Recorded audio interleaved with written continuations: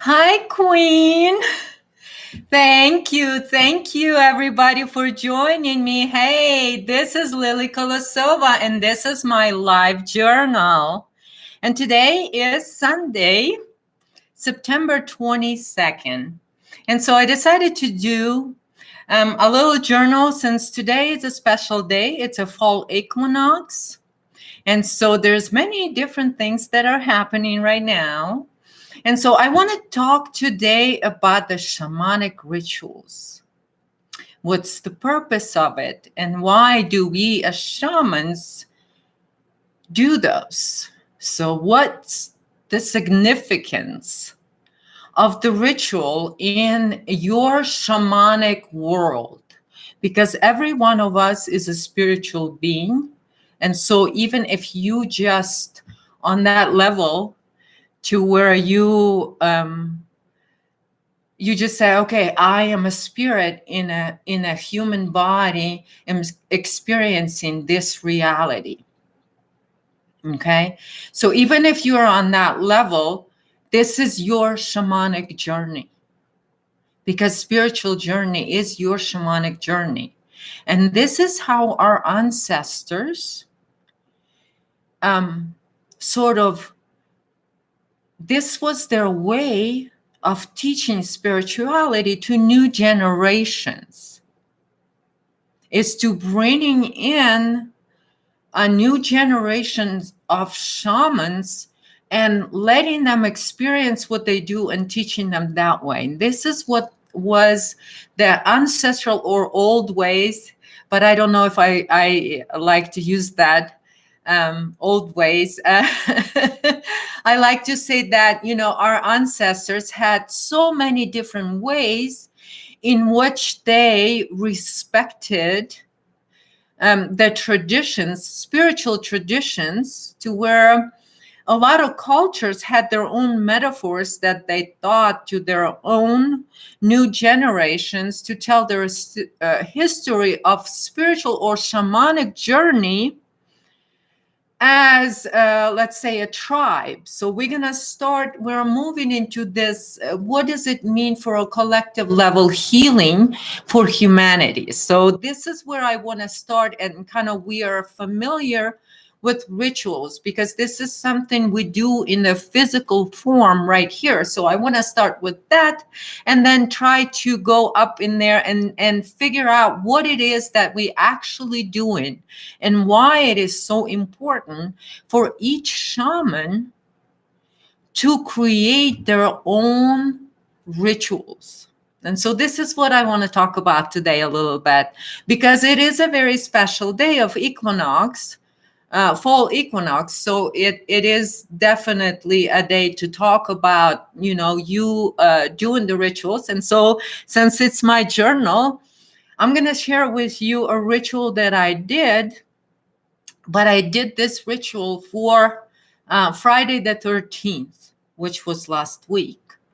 I know I couldn't share the details of that ritual on that time, but I think today I might share some of the things and what happened from my perspective and what my intent was, and we'll see how that all plays out, because definitely all these rituals that I'm going to be performing myself, they're now going to be having the intent for the collective level healing.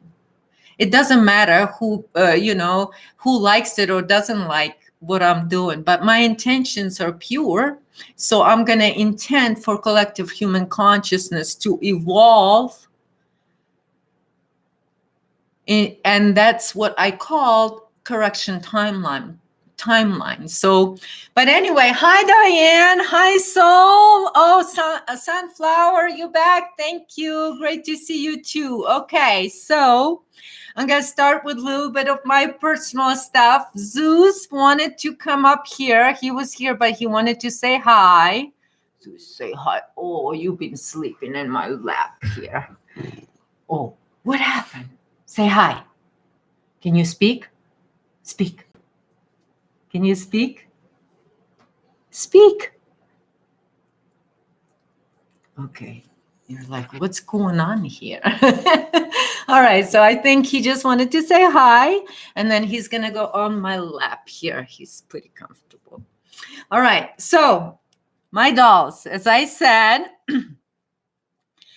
I have 7 of those. So I showed you last time 2, and so today I'm gonna show you another 2. So I'm gonna start with this one, with the red one, and so this is same kind of thing, but it's got a little different thing. It's not just white like last time. So so that's that. Okay.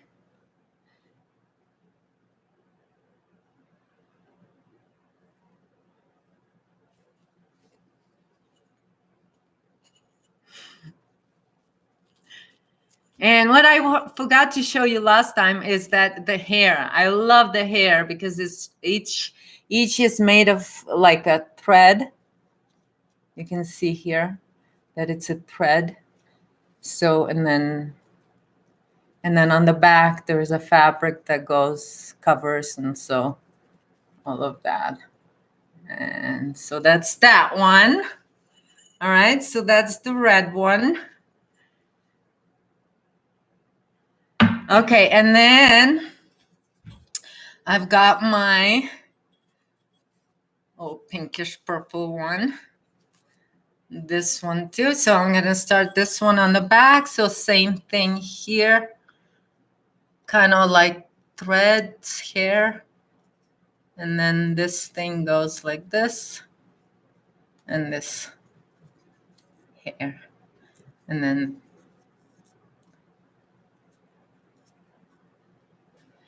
and here's the front. Crown. And her dress. And her shirt. All right. I know. That's funny, huh? I know. It's like my I love these colors too. So anyway, I'm gonna leave her here, my little thing, and the red one's gonna go away. Hi, Summer Breeze. Thank you.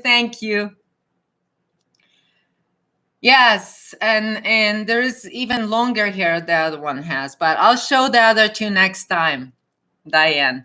Okay, thank you for joining me, everybody. I'm so happy you were able to join me on this Sunday evening. So I'm going to talk about rituals. Oh, what am I drinking? Sunday night. I'm drinking wine. Red blend. California red blend. It's my fruit. Wisdom sisters. Yes, Queen. Those are my wisdom sisters. And so this is what I want to talk about a little bit about rituals and why certain things people did and why it is, because it solidifies in our memory certain things. And just like belief systems are built on manipulating and symbols. And if you notice what I've wrote about description about what is ritual. And so this is what ritual is. Okay. I gotta drink some wine. My throat's a little scratchy. I've been talking a lot today, so I might, and this is what happens when I talk a lot. This is healing for my throat. No, I had a shooting today, and I had to talk a lot.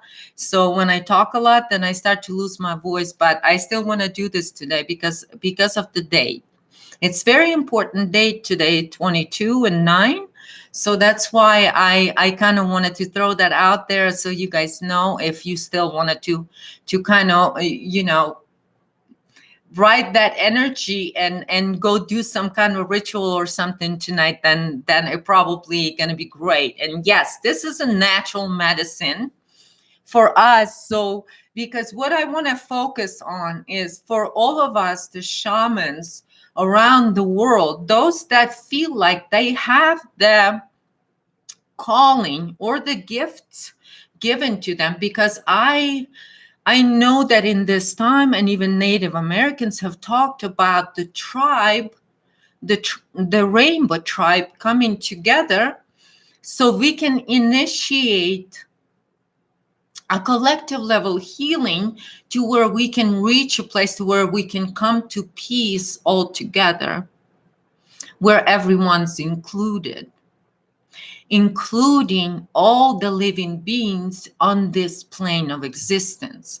And this is what is very important that most people don't understand, because a lot of things that happen in the government explanations, everything has to do with them, applies only to them. But if we start looking beyond, and this is why I'm calling upon modern shamans to step up, and we need to be individually at the position to where we are ready to create this reality and create our own culture, our own traditions, our own together. Because spiritually, we got to become one family.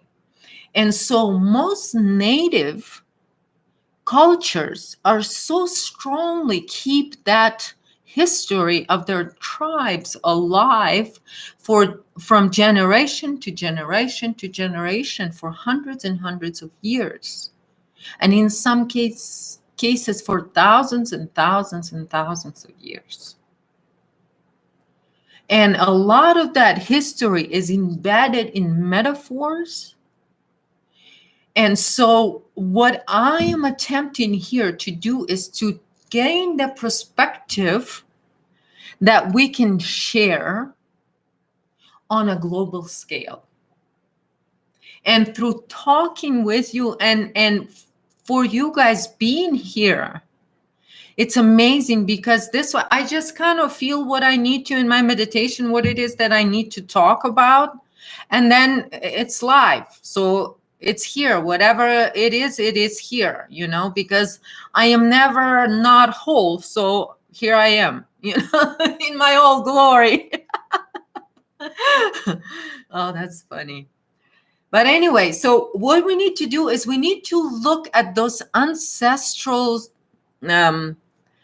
sort of metaphors and our tribal meanings, the true meanings. How does it apply to a shaman? Because most of the metaphors are written by shamans.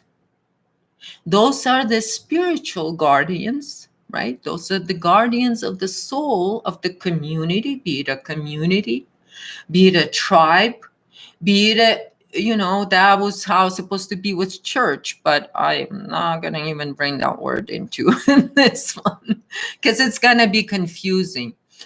So I would use as so for us to any community, any small group, call it your family, a tribe. You have a family and maybe extended family. That is your friends and family. That's your small tribe. It's you, it's authentic you. And then together, you also make this unique group of people that can create their own culture, their own rituals. Why are those rituals are so important?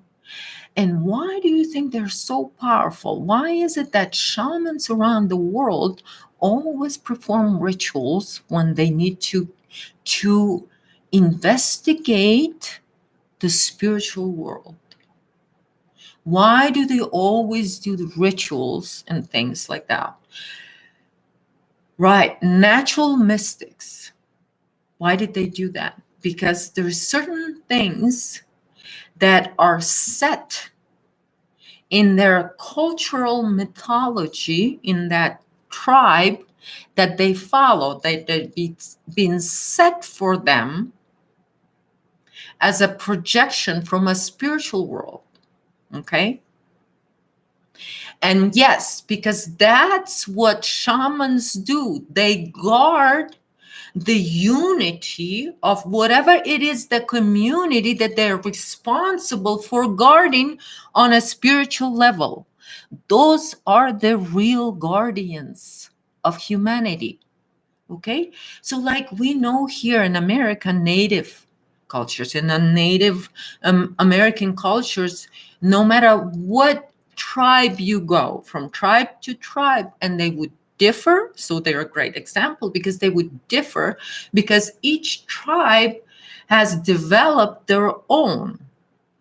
And the purpose for that is to keep that community united on the spiritual level.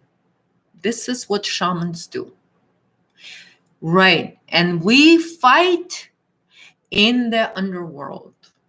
Yes, we do. And in purgatory. And in you can astral. To me, astral is purgatory. That's what it is.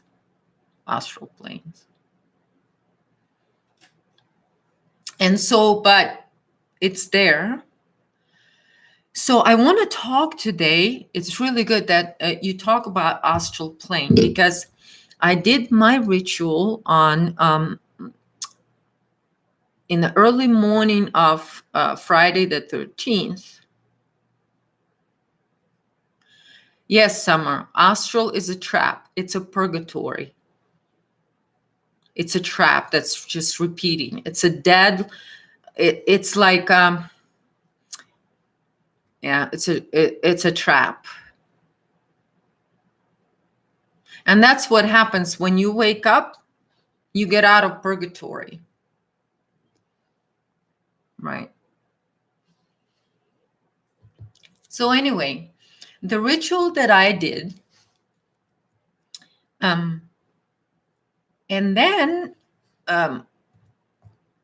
what happens is that as any, so imagine this, and I'm talking about, let's say, you guys seen a lot in the movies about rituals that are done around, let's say, Native Americans around fire and all of that stuff with smoking tobacco and all of these things and all of the little rituals that each community does. And there are shamans that are just one, each one has their own individual. Then there is could be a group of shamans, a group of people from different tribes that will come together and they will create their own ritual for their unity, for how they operate on a spiritual level. And this is something that has to do what I talk about, and this is something that what Dar and is developing with me is this course on how to fully manage your spiritual frequency, meaning all of it. Okay, so managing your own spirituality is a step number one. Then you can come together and create that to where everything else can be included. But you gotta have that first yourself individually. And this is why I'm doing this, because today would be a good day to do this in the physical form. Okay, and again, because this is a fall. So what right now, what is happening in nature? Nature withdraws life force. It's even been measured by scientists. So nature withdraws life force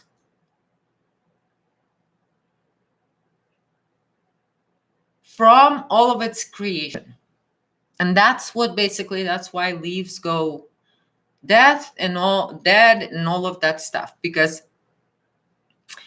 hi, Maya Rose. Hi from, oh my God, are you in North California now? Oh, that's great, Maya. Beautiful. Thanks, Maya, for joining me. Anyway, so nature withdraws right now. So what we need to do, so the ritual, so what I was thinking, that shamans go into spiritual world, and this is the time to clean up your reality, burn things that are no longer suit you, that don't have the life supporting frequency anymore, right? So what do we do with that? We got to do Phoenix Rising, because we know we're transmuting, and then we're talking about spiritual levels. So we're doing it all on spiritual levels. So for us personally, what we need to do is, there's no right or wrong of creating ritual. What you're doing is you're taking full responsibility and control over your intent that is of a higher purpose. Meaning your intent is for your spirit to operate fully in this reality. And that's big. And when you do that ritual for it or something, and so whenever it is that you think that needs to be burned, or where your own energy is feeding into something, whatever it is feeding your energy, you got to own your energy right now.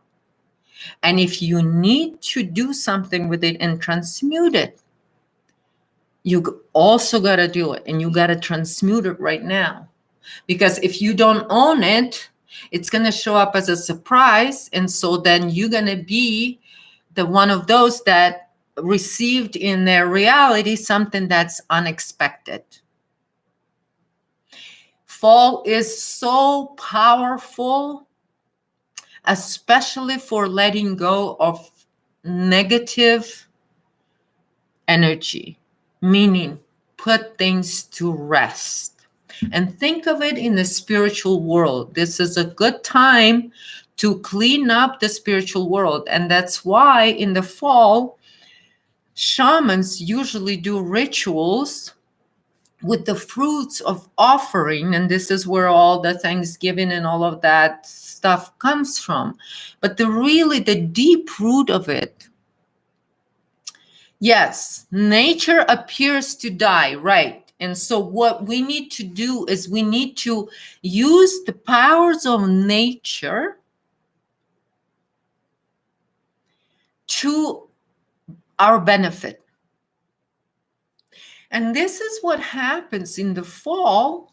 And actually, this is what happens in the spiritual world, and why there's so much celebration during the fall, which is a harvest celebration. But of course, a negative energy, or you know who I'm talking about, those that like to drink certain red fluids, they're also, that power is also very powerful, because nature works with that, because it withdraws. So this is a powerful frequency that they piggyback on nature too, and that's why they perform so many bad rituals during that time, and so much going on during this time is because they're using nature to their advantage. And so what I'm talking about here for you guys, and for us to start understanding how we can also use that energy, but use it and direct it to where we know for sure that the way we're directing it, and then we're setting it into a ritualistic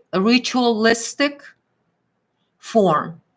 Meaning I have to physically perform a ritual, and then I also have to have intent, and then my confirmation has to come at night. I have to witness that ritual effect in that world. If I do that, this is how I operate. So I'm just like with this is my journal. So this is what I did. So I'm going to give you guys an example, and then you can just do whatever, because there's no right or wrong. Because you're the one who's setting that intent. If you in here 100% sure that if you take this, let's say you take this stone, right? And you perform ritual with it, whatever it is. And you know that the universe and everything that is, all possibility exists right here within you. And then you say, when I do this and this and this with the stone, that means this and this and this. And you are telling it to your highest of the highest self. Meaning, you're just making sure that the message gets there. And this is your guarantee. Message received. It's when you do it in the physical form, and you go and you go and you say, okay, I'm going to take this, I'm going to circle myself around it, because now within my aura, the only things that are allowed, or the only energy that is allowed, is of that. I'm going to withdraw my energy. I'm going to use this energy to withdraw all of my energy from all of those realities in my life that do not serve me anymore. What it is that needs to die in my life. So I withdraw my energy from that. Am I making sense? I hope so. But anyway, so you withdraw your energy intentionally. What you can do is, because you're transmuting it, and if you're a shaman doing this on that level, you know that if you're a shaman, you're going to get your signs and your confirmations. Thank you guys. You're going to get your confirmations yourself. And usually you'll get them either at night, or things happen, as many other people report to me that usually they have a dream or something. And this is what happens to me usually is I have that one of the like a conscious awareness type of dream, to where I just go through past, and then I'm like a lot more clear to see what's happening, and everything's accessible. But then there is no language in that world, to where I see it's only like nobody's talking. But yet there's an exchange going on, because it's all frequency, it's all vibrations. So anyway, so for me, and then my conscious mind processes that through, because my memory is there. When I wake up, I remember everything. So I remember the frequency. So when I need to put words to it, or explain what it is that I saw or felt, or what it might be happening, I kind of listen, or I turn to the memory of that frequency. And this is how I like write that frequency. I don't know how to explain this in more of a simple English words, but this is the other languages. This is not languages, but other forms of communications that you can perceive and observe on a collective level of reality. And this is what, in a way, remote viewing is. But a lot of remote viewing techniques are done through astral level.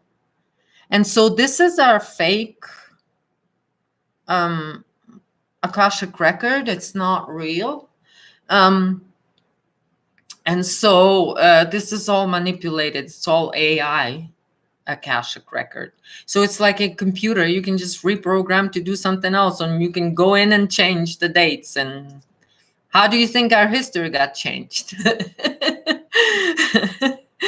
Right. And so, yes, it's multidimensional. And so what happens is you are perceiving on a whole different level, is because you yourself solidify that in your conscious mind. And then your conscious mind then will allow that part of you to be whole, because now you are transmuting through your conscious mind. And this is why I said, a lot of people said, oh, your conscious mind, you don't need it. No, that's done on purpose, you guys. That's a stand down program. When people tell you consciously don't need to know, they're saying that only because they believe human beings are only supposed to be slaves. they're not supposed to be their own thinkers. If people tell you that you consciously cannot process your awakening, that once you ascend, you just ascend. No, you're going to create your own ascension. This is how we do it actually here. And all of that, that's why I talk, all of the ascension teachings. This is a stand down program. Stand down. It's all fear-based. Instead of what we need to focus on is developing this ability, a quantum ability, to have that ability to go into quantum field. And then in quantum field, there is no lies or, truth or lies. It's just, it's what it is. And past is there and future is there. And you can clearly see then you can choose all these different futures. But also in the past, you can in the now release things, because the quantum field is not in linear time. And so you just release it. You release it from your field in here. And what's that releasing does is that transmutation of your conscious mind. Why do you think the ancients had the ability to construct such a complex mythologies?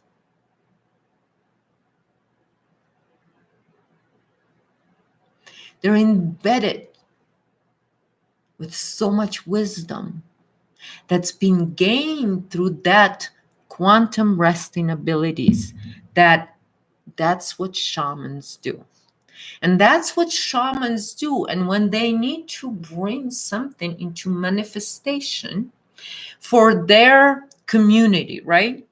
If they need to bring something into manifestation, so what happens? They do rituals, they do all kinds of stuff, and then they get confirmation or not, and then they share it with their people. Okay? Right. And what happens is the shaman's job is to bring that frequency or whatever's available on that collective level, but yet in unity, to where it is not a shaman that he's telling you, this is what we need to do, or this is what we need to do. A shaman says that, and then the chief will talk with everybody, and everybody might talk around themselves, and then they're going to decide what they're going to do. Right? That's how it was. I mean, it's been shown in the movie, so I'm just going to go with that. But what's embedded in all of that is the shaman then is standing on that multidimensional level, yet bringing into conscious awareness for the community that the shaman is serving. Because the shaman understands that if this gift has been given to him by the source, then each shaman, you can't just say, oh, I can't accept my shamanic ability. Right? Some blood codes are very important, very important. And this is why our biggest problem is our blood parasites too. And so, but we come into a time where we're going to be healing with earth, and nature has a lot of healing abilities. Let's just say that. And so we will heal our blood. We will. And yes, it's our DNA. And so those are the life codes, as I talk of them. It's the life codes, meaning is the access to the life structure, or and being able to express it in this reality and through conscious mind. And that's, I feel strongly that that's how, because all this knowledge was put into this mythologies, because once you're in that world and you see into multidimensional on how it is on an oversoul level, then those mythologies make a lot of sense. And so this is what I kind of wanted to share and go into maybe some mythologies around the world. But this harvest equinox fall is just released. So what I did is, because what I needed to do is also I needed to deal with the blood sacrifices that are done during this period. And so of course, you know, the season was starting on Friday the 13th. So what I did before that is my intent was in a way, pretty much, you know what, it was kind of complicated. It's complicated, but so in my ritual was complicated, but I'm going to simplify it so you can apply this to your own things and you can try it out. And I would love for you guys to let me know how it goes, because I would love to hear, you know, other people confirmations on, you know, things. Okay. So, so I don't want to be running away from, you know, things that don't make sense or something. We're going to dig into everything and see what happens. Okay. HLAW13. How does astrology play a part in this? Astrology is a metaphor and it play a good part, and it's actually one of those things that are global right now. But this is the problem without that, is many astrologists are stuck in the fixed old age 2,000-year-old system. They don't look in the sky. But there's astrologists that look in the sky. And so those are the one that more modern astrologists that do modern astrology. Yeah, that's another way to apply that mythology to yourself and use that energy, because this is what, you know, they will talk to you about and say, okay, this is the kind of energy, this is the field, because they can read the vibration, and all of those things have been found out and been, you know, consciously processed by our ancestors and then put into this metaphor, so then we can understand this in our conscious mind in the future timelines. So then it's like a root of the tree. Think of that knowledge that is here on earth, of all this ancient writings on all these things. Take you know, take Egypt, take scribes, take all the symbols, take all of that stuff. It's always, and I talked about this years ago, it's always an indication of something on that explains to you what's going on our multidimensional level, what is happening with us and who we really are.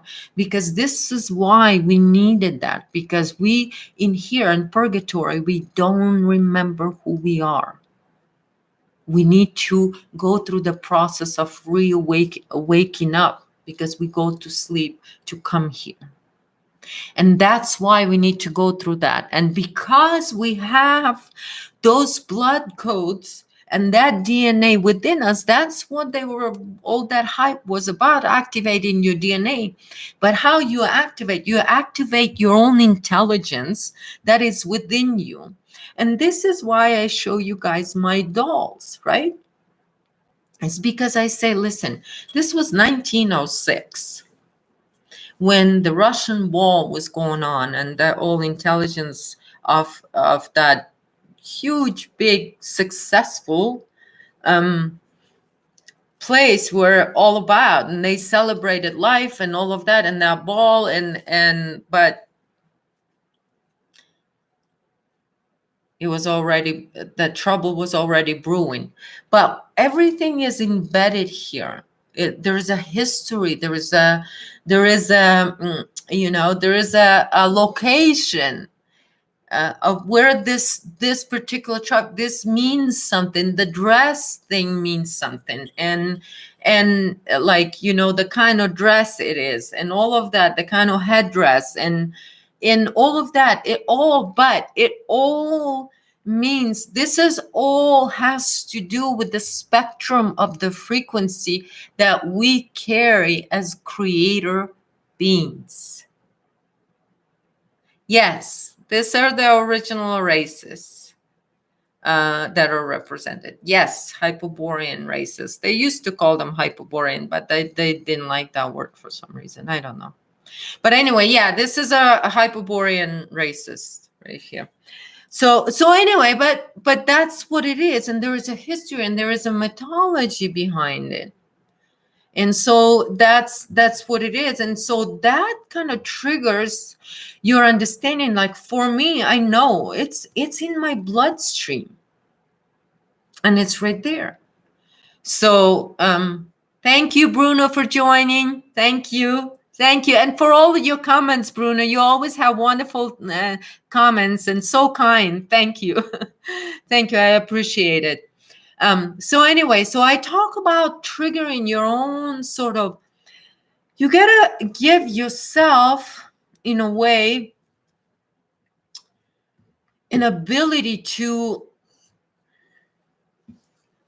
entrust yourself, that it doesn't matter. You don't need to trigger my codes, that's for me. But whatever it is you feel that draws you or something, you can go and it's like this thing. It has a personal meaning to me, but I do a lot of rituals with it because it's my very personal item. Okay, so I'm talking about doing rituals. Hi, Tom. Thank you for joining.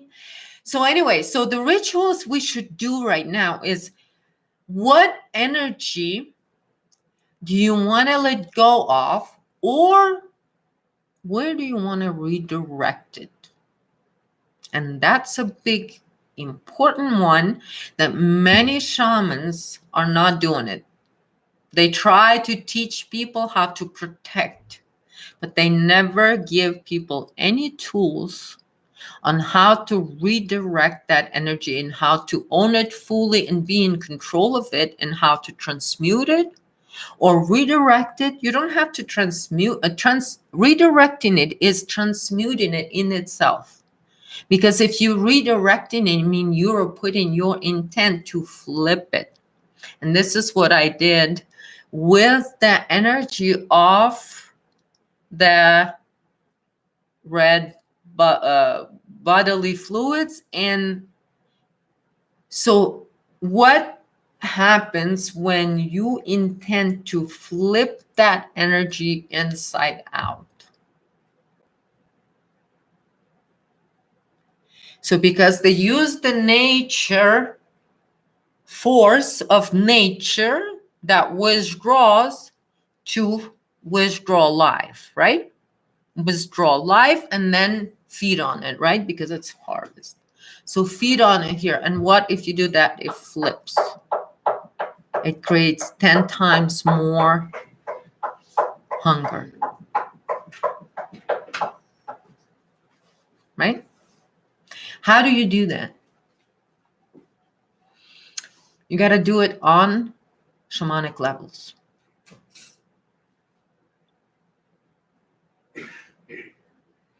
And you got to do it with a huge intent, and you got to trust it. And then your confirmation has to be there. And if it's not there, you got to redo it. Then you didn't have enough strong of intent. So it seems like from what happened on that time had effect quite a bit. And I got a lot of confirmations. So that was great. So, but I will tell you maybe next time about whole visual thing, because I got a huge visual thing on what actually, how it all happened, how that whole thing happened on the frequency, vibration, all of that. It's just that how things are, what I call, how can we vibrationally space certain things, space does certain things in our realities. And so we can eventually, we will eventually gain the tools and abilities to do this together. properly, because all of that has been, of course, broken down with purpose to break down all of this, and so the cycles of abuse and the spirituality based on abuse was introduced even into cultures and all of that stuff. And I've talked about that, the old religions and all of that is this, the fear-based, abuse-based spirituality. No matter what, some it don't do physical, but most do physical abuse too.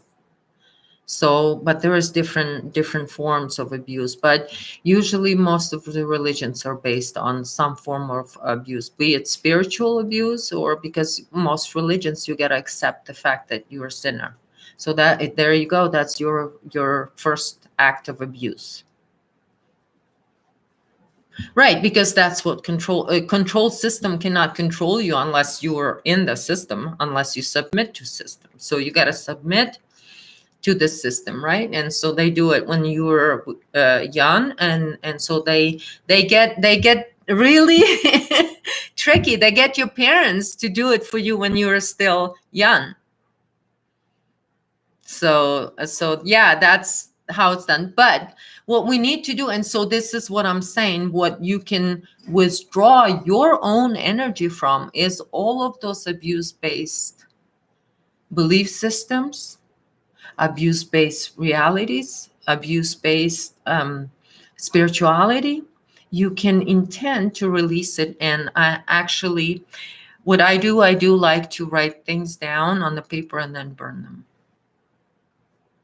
Burn them, and then put the ashes into water also, and do the spiritual things with water. And then I do my own thing with the water. I actually splash the water on me, on my third eye.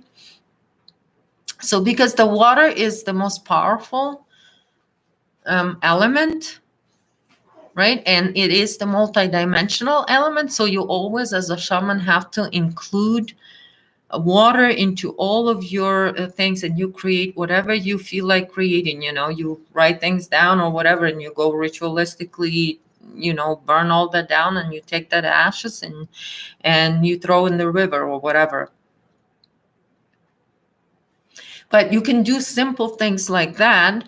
And then what happens in your dream world, you're going to get a confirmation. So you're going to get either a dream or you're going to get whatever. So my thing was, because it was for a big thing, it was a huge group.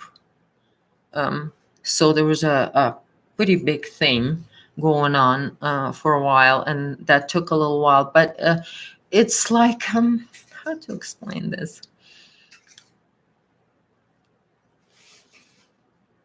It's the higher, like a futuristic human consciousness and human existence, and it's all vibrations, and space dusting is just, it's so easy on that level. I don't know how to explain. It's very difficult in a visual form. Halloween, what about Halloween, Queen? Yeah, that's still big day for that, because that's what it is. It's it's the death, basically the celebration of death, right? And so of course the death cult will do what they do, because they do their own rituals, because it's all mirror. So your power is just as powerful.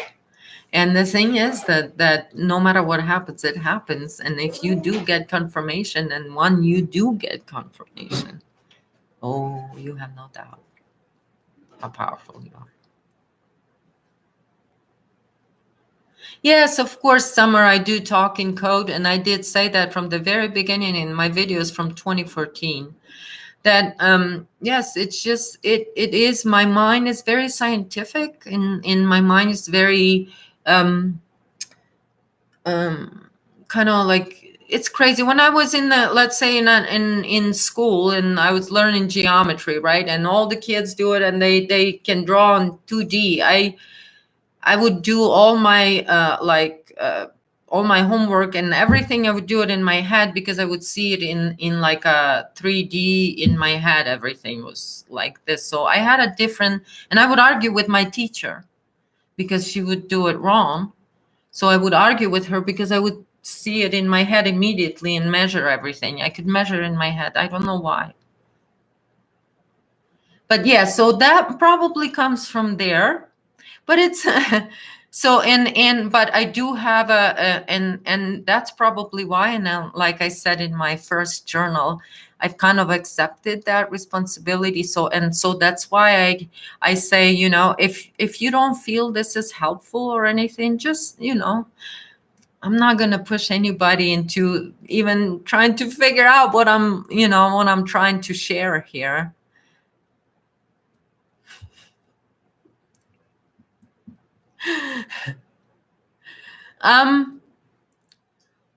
I wasn't, because I played dead.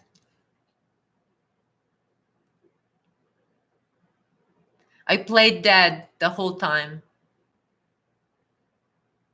Since like this. You understand what I mean, Queen? Okay. So anyway, yeah, so create your own thing, but do it too with intent to be in full control.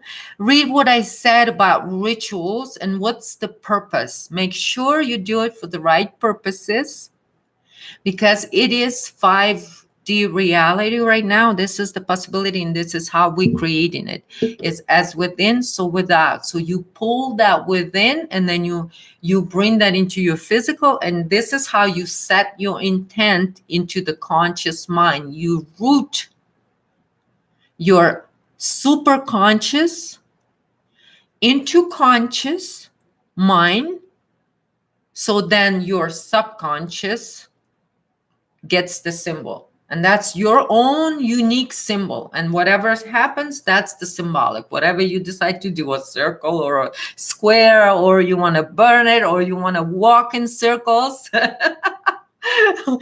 something. I'll tell you, one time I went to Paris and did something there. I was walking in circles around certain individual laying in the burial thing. It was funny. But anyway, you guys, it's been over 50 minutes. But so today, do that, and then redirecting. Few minutes on redirecting and transmute. So look at that is, how do you direct that energy to where it benefits you and whoever or whatever